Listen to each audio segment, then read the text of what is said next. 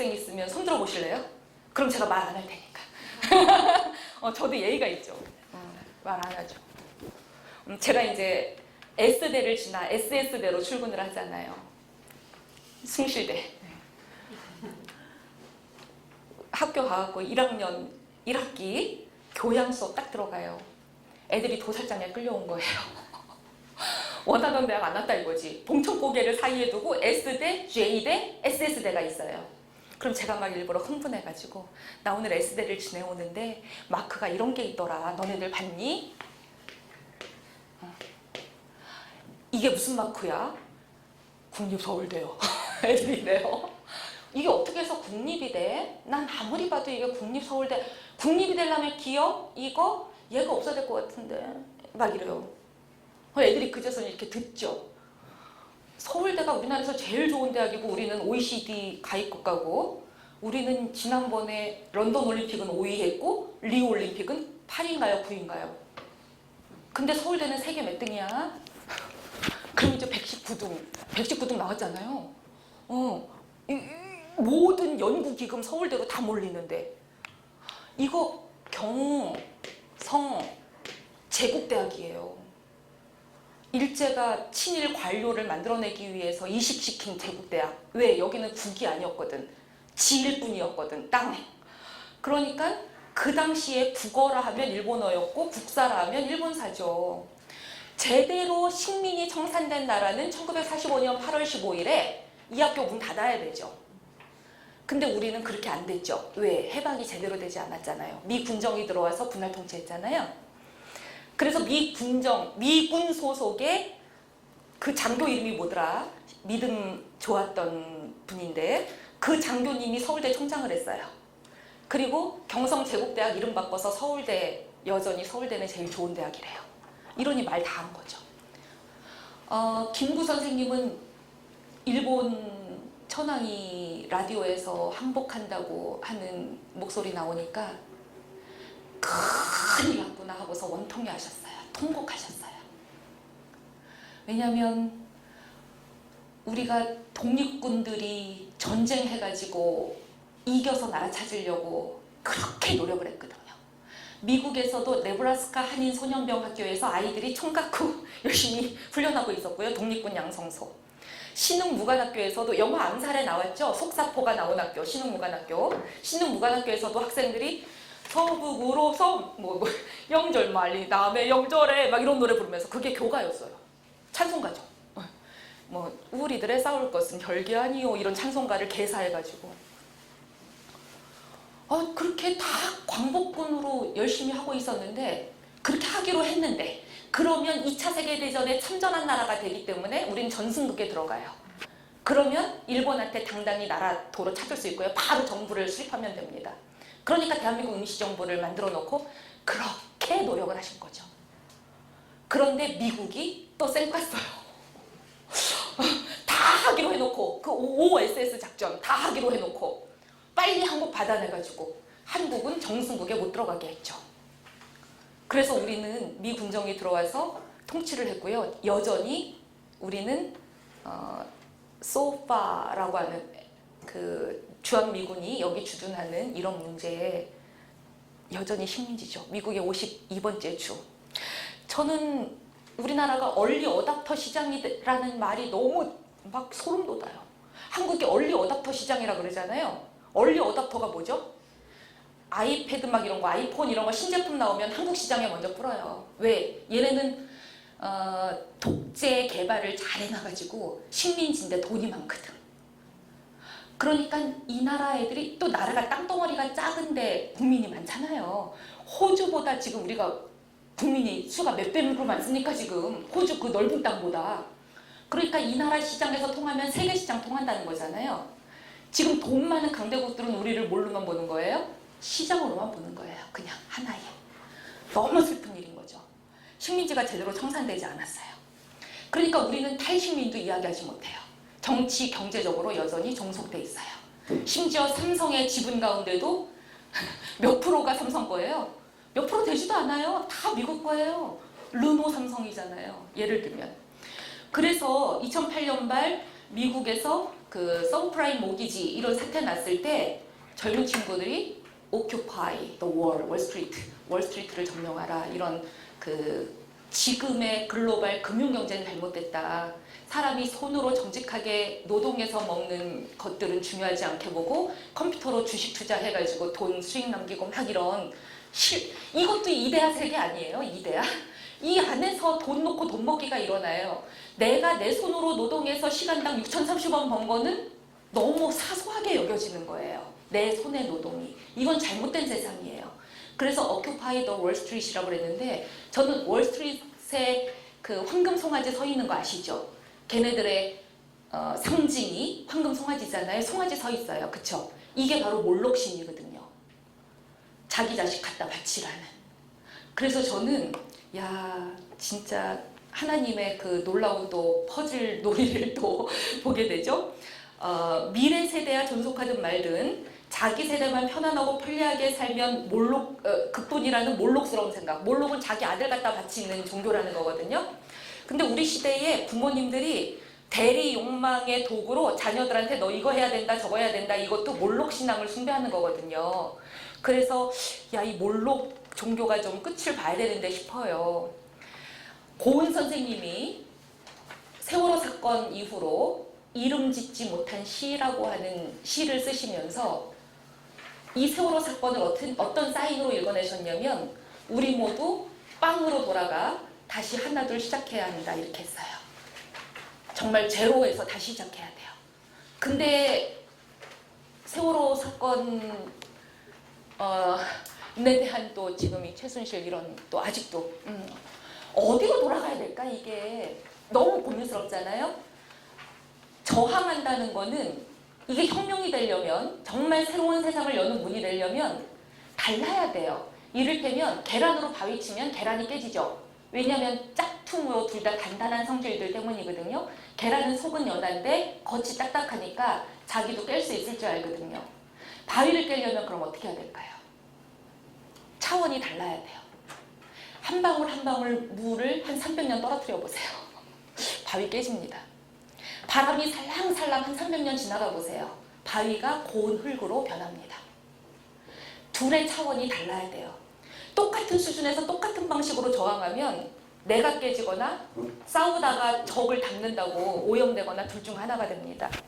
그런 의미에서 저는 그 성서를 읽으면서 우리가 문명이라고 하는 게 도시, 성에서 나왔고 성서는 이 성, 도시라고 하는 문명의 아버지로 가인을 이야기하는구나. 가인의 후예들이 성에서 사는구나. 심지어 가인은 자기 아들 이름 에녹이거든요. 성의 이름을 아들 이름을 붙였어요. 에녹성. 근데 에녹은 우리가 다른 데서도 또 발견해요. 그게 누구냐면 아벨 죽고 하나님이 주신 셋이라고 하는 아들이 또 있었잖아요. 셋의 계보에도 에녹이 등장합니다. 그리고 이 에녹은 어떤 에녹이죠? 죽지 않고 하나님께 들려 올라갔다는 이것도 시어예요. 그쵸? 그래서 어떤 성경을 읽을 때 이거를 문자 그대로 읽으면 뇌가 제일 편하다니까요. 아, 죽지 않고 이렇게 하늘로 올라가는구나. 아, 예수님도 승천하셔서 하나님 우편에 앉아 계시는구나. 그냥 이렇게 이해하면 돼요. 근데 그게 아니라 이 시대 사람들의 어법에서 이게 정작 무슨 말을 하려는 거지? 요거를 캐치해내는 거예요.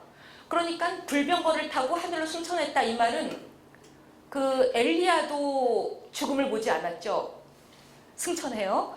그래서 예수님에 대해서 제자들한테 예수님이 나는 누구라느냐 막 물으니까 사람들이 더러는 엘리야라고 그러던데요. 막 이런 얘기를 해요. 엘리야가 이 사람들 인상엔 가장 깊어요. 예언자로서는. 다시 말하면 누군가 죽음을 겪지 않았다 이거는 우리보다 난 놈이란 뜻이고요. 그 다음에 하늘로 올라갔다 이 말은 하나님의 합한 삶을 살았네 라는 말의 시어죠. 하나님 우편에 앉아 계시다 이런 말들도 하나님이 정말 파트너로 가장 좋아하시는 사람이다. 요 정도 알아들으면 되는 것 같더라고요. 그래서 에녹은 셋의 계보에도 등장하는데요. 노아의 아버지가 라멕이죠. 노아의 아버지가. 근데 이 라멕이 이번에는 또 가인의 계보에 또 등장해요. 아니 뭔 놈의 이름이 가인의 계보, 셋의 계보에 막 뒤섞여서 나오지? 성서 저자가 이렇게 아니면 서로를 안다면 그 이름은 피해서 지을 거 아니에요. 앞으로 당분간 순실이란 이름 안 나올걸요? 그 이름 싫으면 이완용이란 이름도 내가 근처에서 본 적은 없어. 안 지을 거예요. 근데 셋의 계보에 속한 사람들이 에녹이란 이름도 있고 라멕이란 이름도 있어요. 가인의 계보에도 있는데 왜 성서저자는 이렇게 일부러 두 이름을 동시에 섞어 넣느냐 이거죠. 언어 유희죠. 너는 둘 중에 어떤 에녹이 될래? 어떤 라멕이 될래? 이런 거거든요. 근데 재미있는 게 라멕의 후예들이 야발, 유발, 두발가인이래요. 그래서 야발은 축산업, 유발은 음악가, 두발가인은 대장장이래요. 그러니까 야벨이 친 가축은 도시인의 고기 반찬이 될 것이고요. 유발의 음악은 도시인의 소마 역할을 했을 거고요. 두발가인의 무기들은요, 도시를 방어하는 전쟁 무기가 되었을 거예요. 다시 말하면 가인의 후예들은 도시 문명을 건설하는 주축돌들이 된다는 거죠. 도시 문명의 민낯은 어떤가요? 그걸 저는 식인사회라고 보는 거예요. 중국의 지식인이라고 하는, 근대의 지식인이라고 하는 루신의 광인일기라고 하는 소설이 있죠. 아큐정전 이런 거 쓰신 분이죠. 이 광인일기에 이런 글이 나옵니다. 자신은 사람을 잡아먹으려 하면서 다른 사람에게 잡아먹힐까 두려워 모두들 매우 의심쩍은 눈초리로 서로 얼굴을 훔쳐본다. 그런 생각을 버리고 마음 편히 일하고 길을 걷고 밥 먹고 잠을 잘 수 있다면 얼마나 편할까. 그건 단지 문지방 하나, 작은 고비 하나 넘는 일인데. 자신도 남을 잡아먹으려 하고 다른 사람한테 내가 잡아먹힐까봐 두려워 모두들 매우 의심적인 눈초리로 서로 얼굴을 훔쳐본다. 이게 도시문명의 민낯이에요. 식인사회라고 하는 거죠. 서로 잡아먹는 사회예요. 저출산이라는 말이 뭐예요? 내 새끼 내가 안 낳아요. 생기더라도 낙태해요. 여자들이 이기적이어서? 아니에요. 여러분, 마가렛이라고 하는 1850년대 미국의 흑인 여성 해방운동가 아십니까? 여러분은 안 친하니까 관심 없으실 거예요. 마가렛이라고 하는 여자가 딸 둘을 데리고 도망 노예가 됐어요. 목화송 더 이상 못 하겠는 거예요. 이 딸들이 자라봤자 주인한테 또 강간당할 거예요. 나처럼. 그리고 노예가 될 거예요. 노예의 삶을 뭐하러 물려줘요. 그래서 딸들을 데리고 도망쳤거든요. 그런데 추노, 노예 잡이 헌터들이 쫓아왔죠. 어느 헛간에 숨었어요? 큰아이가 울어요. 추노들이 들어왔어요. 데려가려고 하죠. 이 아줌마가 그 위에 있는 그 닭 잡는 식칼을 꺼내들어요. 그러더니 남자 백인 추노들 보는 앞에서 큰딸의 목을 그어버렸습니다. 그러니까 저녁 미쳤네 하고 난리가 났겠죠. 그리고는 노비들이 이제 작은 아이 데려가려고 그러는데 이러다가 팍 마락을 하는 거예요. 그래갖고 이 아줌마는 감옥에 갇혔고 둘째 아이는 그 틈에 도망을 갔대요. 그래서 감옥에서 있는데 둘째가 어느 배 타고 가다가 배가 뒤집혀서 죽었다는 소식을 들었어요. 그러면 보통의 엄마들 같으면 통곡할 거 아니에요. 이 아줌마는 막 좋아하면서 웃으면서 드디어 이 아이가 노예에서 해방됐구나 이랬다는 거예요. 그게 마가렛이라고 하는 유명한 흑인 노예 해방가의 일화예요. 미국 백인 언론은 난리가 났어요. 이러니까 흑인들은 양심도 없고 부도덕하고 이러니까 지배를 해야 되고 막 이래요. 근데 이 아줌마가 나중에 흑인 민권운동가로 활동하면서 자기 이야기를 하면서 자기 애들이 살아갈 세상이 노예제가 엄존하는 세상이라면 노예를 또 하나 뭐하러 보태냐는 거예요. 저는 이 시대에 저출산이 굉장히 길어지는 것이 젊은 여자들이 자기 애를 낳지 않는다는 것이 그런 마음인 것 같아요. 노예를 뭐하러 또 하나 낳아요. 얘는 정유라가 될 게 아닌데 이 세상의 판이 어떻게 돌아갈지 뻔히 아는데 지금 저희 제자들도요 맞벌이 부부가 있는데요 둘째 생길까봐 막 난리예요. 기독교인이니까 첫째 생겼는데 지우지 않았거든요. 첫 아이 길러요. 육아휴직 겨우겨우 눈치 보면서 써먹거든요. 얘가 막 대리로 승진하려던 참이었어요. 근데 이제 복직하잖아요. 얘는 다시 0부터 시작해야 돼요. 인사교과. 그리고 뒤에 들어온 나 혼자 산다. 업무 능력 막 내는 이런 애들이 치고 올라오는. 근데 자기는 계속해서 점수가 안 나요. 왜? 아침 7시부터 나와서 친정엄마가 지금 애기 보고 있거든요. 빨리 들어가서 애기 봐야 돼요. 일도 손에 안 잡히고 점수 당연히 평가 낮죠. 우리 사회가 너 이러고도 애 낳을래? 이렇게 하잖아요 지금. 그 모성보호법 어겨도 벌금이 너무 싸요. 벌금이. 우리가 뭐 유럽처럼 뭐 프랑스가 1.1, 1.4 막 이렇게 내려갔다가 왜 2.5명이 된 줄 아세요? 간단해요. 직장 여자가 임신했잖아요. 우리는 뭐부터 물어보죠? 애야 네가 누구야? 우린 그거부터 물어봐요. 왜? 이 자녀 양육의 책임을 니네가 져야 된다 이거죠. 그런데 아버지가 애매해요. 얘를 부양할 아버지가 없어요. 예를 들면 여중생들이 임신했다. 여중생들이 화장실에서 애 낳다가 죽이죠. 그냥 이렇게 버리기도 하고 막 이래요. 왜? 우리 사회가 아버지를 색출해서 그 책임을 얘네 부부한테 맡기는 사회니까. 근데 프랑스는 어떻죠? 여자가 임신했어요. 그럼 회사가요 셀레브레이션을 해주고요. 너 업무를 어떻게 하는 게 편하겠니? 그동안은 전화 받고 이런 거 스트레스 많았지. 이제 덜 힘든 걸로 옮겨줄게. 그리고 얘 통장에 계속 돈이 들어와요.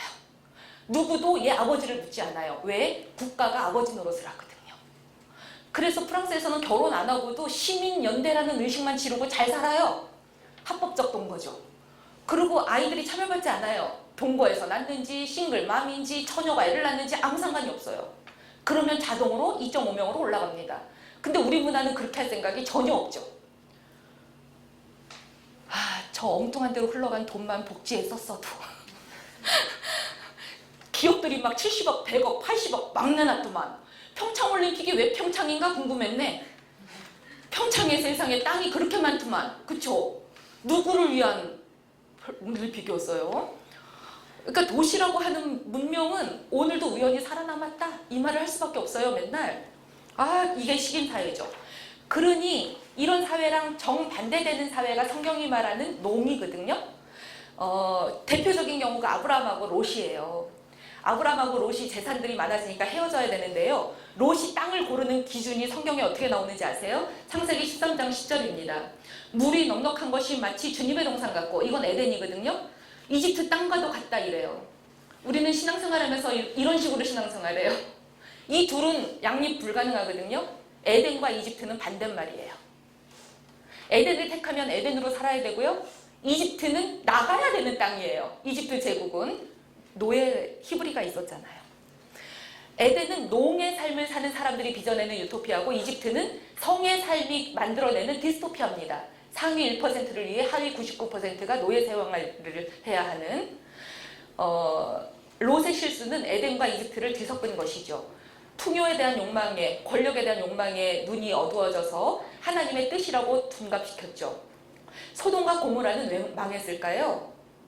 그것도 바벨 성이 망한 이유, 여리고 성이 망한 이유, 사마리아 성이 망한 이유, 예루살렘 성이 망한 이유, 다윗 성이 망한 이유랑 똑같죠.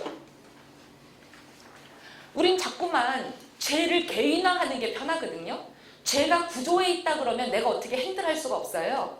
그러니까 모든 죄는 개인한테 있다 그러면 그 개인만 죽이면 되니까. 그래서 소돔과 고모라는 동성애 때문에 망했다라고 쉽게 말하죠. 그렇지 않습니다. 성경에는 그런 얘기 나오지 않습니다. 하나님의 뜻을 거슬러서 힘없는 사람, 아무런 보호막이 없는 사람, 나그네, 고아, 여성에 대한 폭력이 만성적으로 자행되는 것이 성이기 때문에, 그런 성은 하나님의 에덴의 법칙에는 허용될 수가 없는 거죠. 롯이 성을 향해 떠나니까 아브라함은 자연스럽게 농으로 남죠. 당장은 손해를 보는 것 같지만 하나님의 퍼즐은 또 다릅니다. 하나님이 주시겠다고 약속한 좋은 땅의 상속자는 농의 사람 몫입니다. 이 좋은 땅이라고 하는 구약의 메타포, 은유가요, 신약으로 오면 생명의 떡이 됩니다. 여러분, 제가 마가복음을 참 좋아하는데요. 마가복음에서 생명의 떡을 가장 먼저 누가 먹는지 아십니까? 생명의 떡? 이 좋은 땅의 상속자가 구약에선 농의 사람이었잖아요. 마가복음 1장에서 예수의 생명의 떡을 가장 먼저 받아먹는 사람, 놀랍게도 시몬의 장모로 나옵니다. 마가복음은 대놓고, 저는 마가복음이 이 사람 페미니즘 공부했어? 싶을 정도예요. 대놓고 예수님의 12제자의 무능, 12제자 제자하면 뽑혔으니까 너무 훌륭해야 되잖아요. 근데 맨날 예수님한테 못 알아들었다고, 좋은 대답해놓고 주는 그리스도시요 살아계신 하나님의 아들입니다. 사탄아 물러가라 예수님이 막 야단치시고. 근데요 생명의 떡, 그러니까 마가복음은 떡을 누가 먹지? 요걸로만 이렇게 읽어나가면 사람들이 보여요. 회당장 야이로의 딸 12살짜리 걔도 생명의 떡 하나 받아먹어요. 이런 식이에요. 그래서 제가 이 마가라는 사람은 보통이 아니다. 여러분 그 마태복음은 1장 1절이 어떻게 시작해요? 마태복음 1장 1절은요 족보 이야기해요. 아브라함과 다윗의 자손 예수의 족보니라. 족보 이야기 누가 제일 좋아해요? 두 종류가 있어요. 나이 많으신 꼰대. 둘째, 집안이 약한 사람들. 지금 못 사는 사람들이 우리 멧돼지에 누구 있었는데 이 얘기하는 거 되게 좋아해요. 마태복음이 딱 그래요. 마태복음이 지금 너무 삶이 힘들거든. 그러니까 자꾸 족보 이야기하고 다윗을 리마인드 시키면서 예수도 그런 분이야 하면서 얘네들의 자존감을 자꾸 올리려고 그러죠. 그런가 하면 누가복음은 좀 살만해요. 헬라 이방 세계에 부르주아들이 많았거든요. 그러니까 누가복음에서까지 이런 식으로 접근하면 부자들이 더 어깨에 힘이 들어가요. 그러니까 누가복음은 예수님 탄생 때도 누가 와야 되죠? 이때도 동방박사가 오면 안 된다 이거예요. 목자가 예수님을 경배하러 오죠. 하나님이 아기 예수의 탄생 소식을 가장 먼저 누구한테 들려주셨는지 아십니까? 목자입니다. 근데 이 똑같은 얘기를 마태도 하면 안 그래도 가난하고 짓눌려서 자존감이 낮은 사람들한테는 조금 있는 얘기를 자꾸 해줘야 돼요. 그러니까 동방박사가 오죠. 근데 우리 어릴 때 교회에서 저거 할 때는 그 크리스마스 연극할 때는 둘을 섞었더라고. 그러니까 성경에선 절대로 둘은 공존하지 않았어요. 왜냐면 이 이야기를 읽는 대상들이 다 달라요. 그러니까 동방박사가 오려면 동방박사만 오고 저기 목자가 오려면, 왜냐면 둘은 상극이거든. 여긴 완전 상층민, 여긴 완전 하층민이잖아요. 근데 우리는 크리스마스 연극하면서 이렇게 혼합 종교를 하더라고요. 요한복음 1장 1절은 되게 머리 아파요. 태초에 로고스가 있었느니라 이렇게 가잖아요. 그 로고스를 이제 우리는 말씀이라고 번역했죠. 근데 마가복음은요 첫 문장이 어떻게 시작하는지 아세요? 헬라어 성경으로 보면 시작 이 명사로 나와요. 우리 성경으로 번역하면서 시작 이렇게 번역하면 너무 웃기니까 시작이니라 이렇게 서술형으로 풀었어요. 그런데 그것도 이제 어순을 바꿔가지고 하나님의 아들 예수 그리스도의 복음의 시작이다 이렇게 풀었는데요. 원래 영어 성경으로만 보시더라도 the beginning 이렇게 명사로 탁 던져줘 보여요. 마가의 성격 화끈하죠. 젊은 사람이고요. 청년이고요. 그래서 이 꼰대들의 어떤 차별주의 이런 거 없어요. 그냥 복음을 빨리 전하는데 급급해요. 그리고 뭘 잘못했는지 알아요. 우리가 뭘 잘못하는지 이 현존 세대가. 그래서 다가올 세대는 어떻게 살아야 하는지, 예수 공동체에 들어오는 사람들은 어떤 것들을 버리고 와야 되는지 마가는 너무나 잘 알아서 마가복음은 예수님의 죽음에 대해서 소개하기 굉장히 급급해요.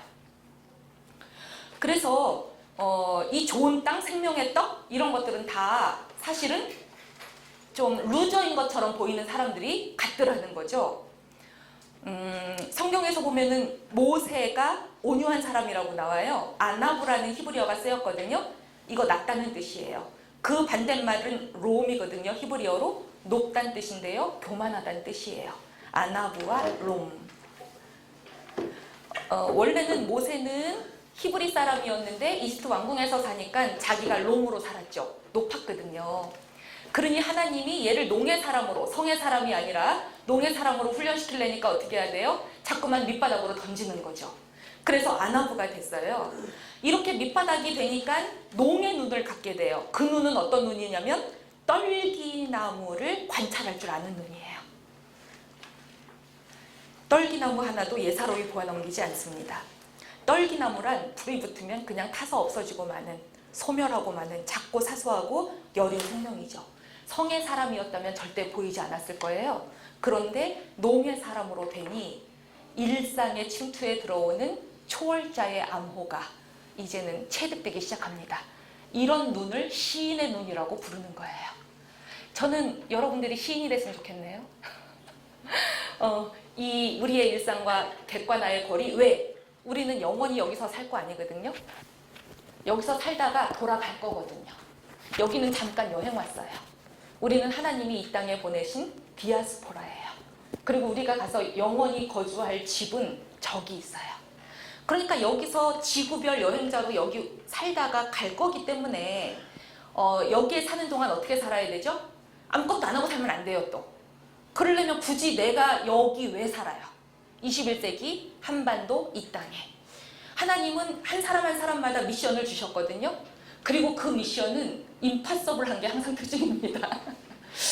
감당하기 어려워요. 그래서 여러분들은 전 세대의 불의의 고통을 지느라고 지금 20대가 많이 힘들죠. 그 정태춘의 대한민국을 살아내느라고 전 세대의 불의가 해결되지 않은 채로 여러분들한테 떠넘겨져서 여러분들은 지금 신자유주의에 완전히 내던져져 가지고 그렇게 고통의 시대를 통과하고 있고, 서울대의 전임 교수이신 아무개 교수님은 참아라 아프니까 청춘이다 이런 책을 쓰셨는데 저는 그 책이 나왔을 때 되게 화가 났어요. 아프니까 청춘 아니에요. 그런 말은 함부로 할 수 없어요. 아프게 놔두면 안 돼요. 당신이 뭐 할 수 있는 거 조금이라도 해주셨으면 좋겠어요. 일회용 반창고, 암 환자인데 일회용 반창고 붙이면 안 돼요. 난 청년들이 이렇게 자기계발서적 뽑고 다니는 거 되게 불쌍해요. 그 나이 때는 자기계발서적 읽으면 안 돼요. 나 개발하고 싶지 않아. 이러고 막 뻗대야 돼요. 여러분 왜 개발을 해야 돼요? 여러분이 기업이에요? 이웃 남겨야 돼요? 그래서 시인의 영성이 필요하다니까? 시인은 쓰잘데기 없는 거 하는 사람들이잖아. 제가 앞 시간에 이제 그 얘기하고 왔네? 여러분 혹시 초등학교 2학년 프레드릭이라는 동화 읽어보셨나요? 얼마 전에 비밀 독서단에 소개된 책이에요. 여러분 프레드릭 읽어보셨어요? 레오 피오니가 쓴? 네. 아동 문학의 노벨상 받은. 프레드릭에 보면 들쥐들이에요. 참 그것도 웃겨요. 쥐 보면 놀라는 사람들이. 동화에는 맨날 쥐가 등장해. 시골쥐, 서울쥐부터. 여기도 들쥐가 등장해. 들쥐들이 이맘때쯤 겨울을 나기 위해서 음식들을 모으느라고 막 난리예요. 그럼 막 왔다 갔다 하면서 나무 열매, 옥수수, 지푸라기 막 모으는데 프레드릭만 일을 안 해요. 친구들이 넌 지금 뭐 하고 있니? 나는 지금 햇살을 모으는 중이야. 일을 하라고 일. 그리고 얘네들은 또 막 바쁘게 일해요. 근데 프레드릭은 또 안 해요. 너는 지금 뭐 하고 있니? 색깔을 모으는 중이야. 겨울에는 온 세상이 색깔이 없어지거든. 친구들이 너 지금 꿈꾸는 거지. 너 지금 무슨 헛소리야. 그랬더니 나는 사실은 이야기를 모으는 중이란다. 꿈꾸는 거 맞아. 이래요. 애들이 이제 걔 내비두고 일하고 겨울이 왔어요. 한동안은 행복했어요. 음식이 있으니까. 근데 음식은 떨어지고 겨울은 끝날 것 같지 않고 점점 마음은 각박해지고 추워요. 그때 아이들이 번뜩 생각이 났어요. 들쥐들이. 프레드릭 네가 모은 것들 좀 풀어놔봐. 그럼 내가 햇살 이야기를 들려줄게. 그리고 햇살 이야기를 막 해요. 듣는 동안에 얘네들이 막 따뜻한 온기가 온몸에 퍼지는 것 같아요. 색깔 이야기 좀 해줘. 색깔 이야기를 막 해줘요. 봄에 장미꽃이 빨갰던 거 기억나니? 그 주변을 개나리가 덮고 있었지. 노란색이었어. 모든 색깔들을 얘기해줘요. 여러분 미야자키 하야오 감독의 원령공주 보셨죠? 원령공주에서 사시감이라고 하는 신이 등장해요. 사슴신. 그 신이 죽어갈 때 온 세상이 잿빛으로 변하죠. 그런데 그 신이 다시 살아날 때 저는 그 장면이 막 소름 돋더라고요. 한 발짝 내디딜 때마다 색깔들로 쫙 펼쳐지는 거예요. 요셉이 야곱의 12아들 가운데 가장 사랑받았대요. 그 사랑받았다는 표시가 성경에서 보면 얘만 색깔 있는 옷을 입었어요. 그래서 형들이 얘를 도시락 갖고 온 애를 땅에 묻었잖아요. 제일 먼저 뭐 했냐면은 색깔 있는 옷부터 벗겨요. 우리 문화는 색깔 있는 거 싫어해요. 특히나 분단 상황에서 이진법적 사고를 하는 사람들일수록 색깔 있는 사람 싫어하고요. 우린 유교 문화였기 때문에 여자가 색깔을 드러내면 생녀라 그랬어요. 덕녀는 어때야 되죠? 감정도 드러내면 안 돼요. 남편이 첩을 들였어도 잘하셨습니다 이래야 돼요. 막 이렇게 분노하고 그러면 안 돼요. 얼굴에 막 이렇게 나오면 안 돼요. 부처님 가운데 막 이래야 돼요. 하기야 솔로몬은 부인이 1000명이었는데요. 잘하셨습니다. 능력 있으십니다. 그래서 나라 망하셨죠. 이렇게 분단이 왔군요. 이제 이런 거죠. 아우, 청명을 어떻게 다 헤매겨. 그래서 성경 저자도 고약하죠. 그러니까 성경 저자가 은근히 디스해. 그러니까 솔로몬의 왕궁에 하루 동안 먹었던 식량을 써주잖아요. 밀가루가 얼마, 살찐 소고기가 얼마, 이런 걸 또 다 써줘요. 그거 읽으면서 우리가 어떤 거 느끼라고? 분노하라고. 저는 솔로몬이 지혜왕이라는 거 너무 힘들어요. 솔로몬이 무슨 사건 때문에 지혜왕이래요? 솔로몬의 법정 막 이런 재판 저것도 있더라고, 예능 프로에. 솔로몬이 지혜왕이라는 게 뭐 때문에 그랬대요? 솔로몬의 명판결이 뭐예요? 아기를 반 잘라라. 그게 명판결이에요? 나는 아무리 생각해도 서로, 아니 그것도 창녀예요. 둘 다 창녀. 매매춘 여성. 성경에는 창녀 이러고 나오지만 성매매 여성. 춘자도 안 좋지. 매매춘이라는 말이 매춘, 옛날엔 매춘이라 그랬어요. 봄을 사는 거죠. 남자들이 봄을 사요. 봄춘자를 썼잖아요. 심지어는 바깥에서 돛 닦는다고 외도한다 그랬어요. 바깥에서 돛 닦으시니까 어떻게 해야 돼요? 잘하셨습니다. 이래야 되는 거죠 또. 그게 덕녀죠, 덕녀. 유교는 딱 둘로 나눠요, 여자를. 막 이런 거 희로애락을 드러내면 생녀가 돼요. 그렇게 하면 안 되는 거라며. 그래서 이제 이런 말들이 너무 그러니까 매매, 춘 이랬다가 봄춘자 쓰지 말자. 아니 율락여성 이런 것도 너무 웃기지 않아요? 율락녀? 율락여라는 말은 돌아가면서 재미 봤다는 거예요. 그건 누구 기준인 거예요? 이 여자는 재미 본 거 하나도 없어요. 즐겁지 않았거든요.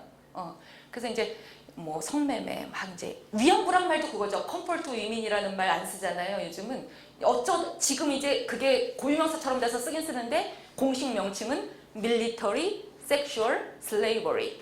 그래서 전쟁에 의해서 군사력에 의한 성노예 생활을 한 거죠. 그래서 방점을 섹스에다 두면 안 되고 노예 생활을 했는데 그건 바이올런스였다. 폭력이었다. 여기다가 방점을 둬야 되는 거였죠.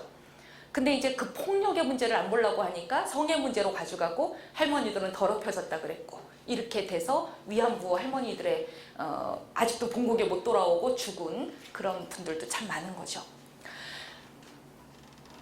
모세 얘기하다가 여기까지 왔죠. 프레드릭. 그래. 뭐 이렇게 왔다 갔다 해? 그래갖고는 프레드릭이 뭐 이렇게 뭐 햇살 얘기, 색깔 얘기 해주고 색깔 얘기하다 이렇게 그랬구나. 이야기를 너무 해주는 거야. 그랬더니 친구들이 듣고 있다가 프레드릭 너는 시인이었구나. 그랬더니 나도 알아. 이렇게 하고 끝나는 동화예요. 부끄럽게 나도 알아. 이렇게. 그래서 이제 사실은 시인이 된다는 거 이거가 엄마들은 원치 않죠. 그거에서 밥이 나와 쌀이 나와 이런 거. 제가 철학과 간다 그랬을 때 너무 감사한 건 저희 어머니가 중졸이시라 철학과가 뭐 하는 과인지 몰랐다는 거. 그래서 안 막으셨어요. 그거 아셨으면 밥이 나와 쌀이 나와 이 노래를 하셨을 텐데 그거 안 하시고.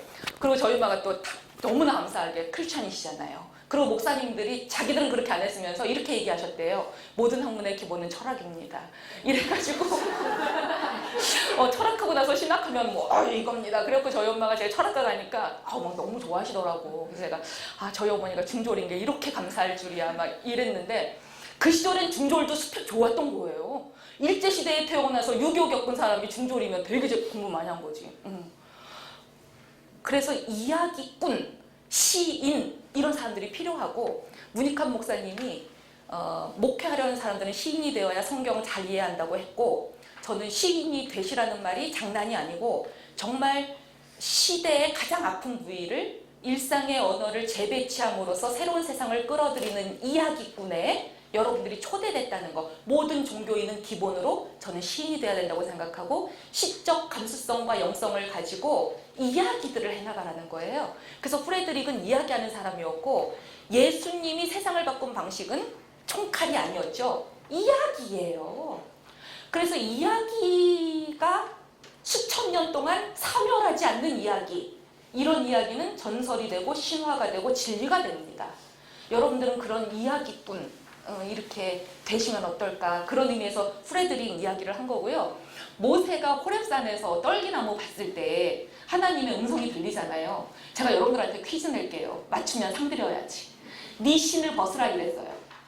모자 벗으면 안 될까요? 겉 외투 벗으면 안 될까요? 왜 신고 있던 신발을 벗어야 될까요? 신이 뭐예요? 저는 모자 벗으라 막 이럴 것 같아. 한국 문화로는 예를 들어서 어른 앞에서 모자를 벗어야지 말이야 막 이럴 것 같아. 발자취. 좋은 이야기다. 조금 더 깊이 들어가 보면 우리가 이 뇌가 막 복잡해지죠. 여러분 지금 갑자기.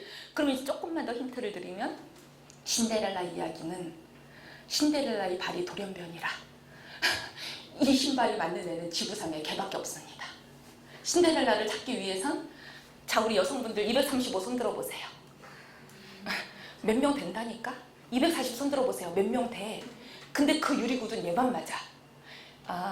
콩쥐팥쥐 이야기에도 원님 잔치에 갔다가 꽃신 잃어버려요. 그래서 이 한쪽 신 들고 와서 전 우주의 아이들을 다 느껴봤는데 또 콩쥐만 맞아야 돼요. 근데 동화 읽으면서 얘네가 배가 다른 애들 아니었어? 근데 왜 쥐자 돌림이지? 이렇게 접근하는 어린이가 있을까요? 없어요. 이야기는 그렇게 읽으라고 있는 게 아니에요. 그래서 우리가 성서를 읽을 때도 과학처럼 읽으면 안 돼요. 그래서 이제 창조과학 그런 거에 잘못 들어가면 안 되는 거죠. 창조는 그냥 창조로만 읽어야 돼요. 그래서 막 이렇게 되는데 그건 마치 쥐자 돌림이지 이 질문하고 똑같아지는 거예요. 게다가 얘네들은 왜 콩팥이야? 왜 신장하고 관계가 있지? 막 이렇게 하면 안 되는 거죠. 그런데 이제 그런 동화들에서 신발이 나오는 이유가 있는 거예요. 신발. 그러면 최근 영화로 넘어오면 포레스트 검프를 보시면 엄마가 얘한테 하는 얘기가 나와요. 사람은 그 신을 보면 그 사람을 알 수 있대. 그리고 얘가 신발이 계속 바뀌는 장면들이 오버랩이 돼요. 여러분 신발은 뭔가요 그러면?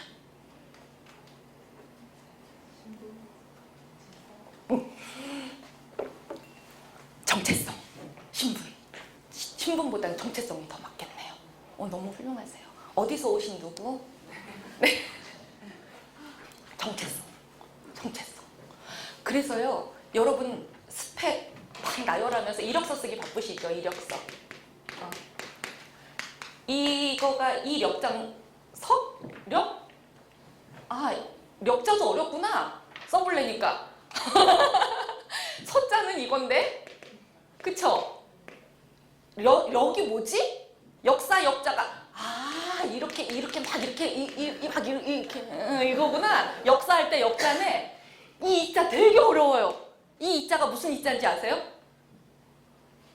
이게 한자 사전 찾아보면 미투리 이자예요. 옛날 사람들이 그 지푸라기로 짠 거. 신발. 그러니까 이력서라는 말은 너 신발 신고 어디 다녔어? 이거 써보라는 거예요. 네 신발의 역사. 그 말은 뭐죠? 그게 네 아이덴티티라는 거죠. 네 정체성. 네가 발 담궜던 발자취? 이것도 맞겠네요. 그래서 모세는요. 여태까지의 신발은 벗어야 돼요. 여태까지의 정체성은 벗고 호렙산에서 하나님하고 대화한 다음에 그 신발 또 신었겠지만 그래도 이번에 신는 신발은 달라지는 거죠. 내가 달라졌거든요. 그래서 기독교인이 된다는 거는 그런 체험 같아요. 사실 사람은 잘 안 달라져요. 심리학에서는 사람이 5%도 안 달라진대요. 그러니까 누구랑 사랑해서 결혼하는데 내가 많이 사랑해주면 저 사람 달라질 거야 라는 망상에 빠지면 안 돼요. 저 사람이 달라졌네 라고 느껴지면 정신병원 가야 된대요. 그래서 한 20% 달라졌으면 사람들이 막 다 놀래서 정신병원 보내려고 한대요. 그러니까 사람은 안 바뀐다 이거예요. 그러나 사람이 바뀐다는 믿음이 있어요. 옛사람은 가고 새로운 사람이 온다라고 하는 성서의 새로운 피조물이라 그 믿음이 있어요. 어떨 때? 진리가 나를 딱 뚫고 와가지고 나를 완전히 바꿔요, 사람을. 저는 그게 진리의 힘이라고 생각해요. 그거를 믿은 게 저만이 아니더라고요. 마하트마 간디도 믿었어요. 간디가 외쳤던 운동들 가운데 샤피아 그라하라는 운동이 있어요.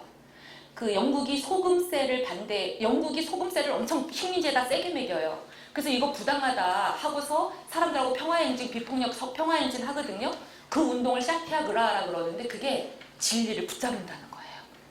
단순히 세금 반대 투쟁이 아니에요.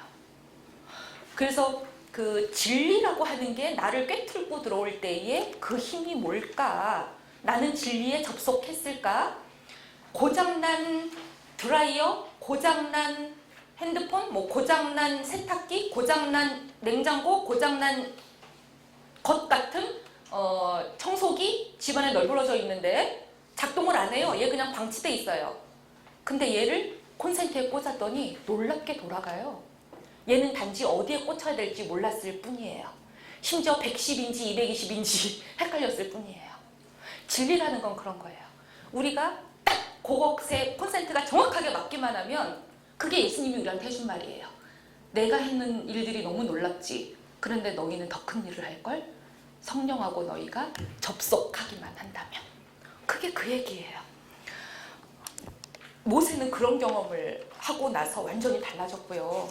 우리가 이제 성의 사람에서 어떻게 농의 사람으로 갈까 그런 고민을 하게 되는데요.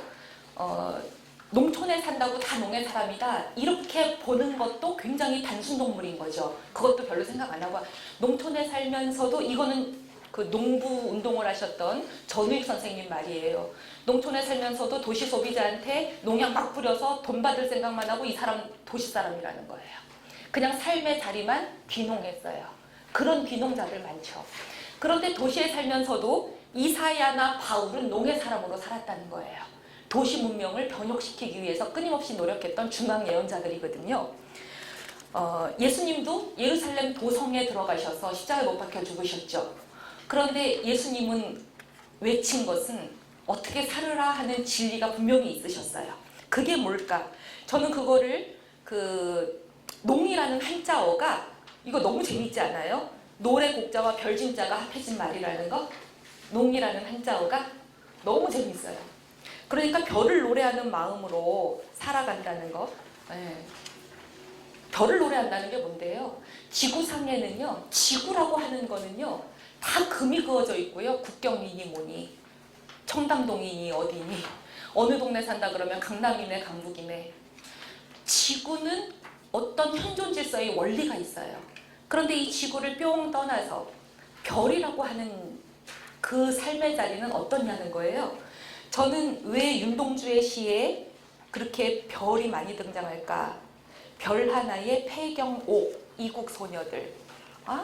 윤동주가 꿈꿨던, 식민지 청년 윤동주가 꿈꿨던 별이라고 하는 세상은 유토피아죠.